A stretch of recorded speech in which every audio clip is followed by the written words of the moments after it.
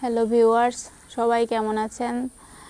জানেন যে আমাদের দেশের পরিস্থিতি কেমন, এই জন্য আমরা নিয়মিত ভিডিও দিতে পারছি না, অ্যাক্টিভিটিও অনেক কমে গেছে।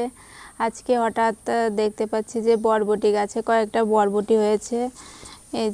এই দেখুন, কিন্তু প্রচুর পরিমাণে পিঁপড়ে ধরেছে, এই জন্য এই বরবটিগুলো এখন কেটে নেব। এই যে বেশি বড়ও হয়নি, কিছুদিন থাকলে হয়তো বা বড় হতো। এই যে এরকম হয়েছে। তো দেশের পরিস্থিতিতে এই মুহূর্তে আমরা ভিডিও করতে পারছি না। সবাই আমাদের জন্য একটু প্রার্থনা করবেন।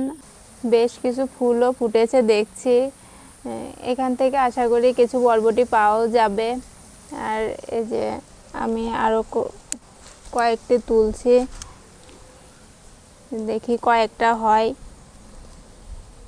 এই যে এই তিনটাই দেখছি, এই তিনটা বরবটি পেয়েছি, আরও খুঁজছি। এই বরবটিগুলো একদম প্রাকৃতিক উপায়েই তৈরি করা হয়েছে, কোনো সার দেওয়া হয়নি। এই বরবটির স্বাদও অনেক ভালো হবে, কারণ বাজারের বরবটির থেকে ভিন্ন স্বাদের হবে। সবসময় বাজার থেকে কেনা হয়, নিজেরা করেছি অল্প হলে পরেও। আজ এ পর্যন্তই। আমাদের জন্য সবাই প্রার্থনা করবেন। আপনারাও সবাই ভালো থাকবেন।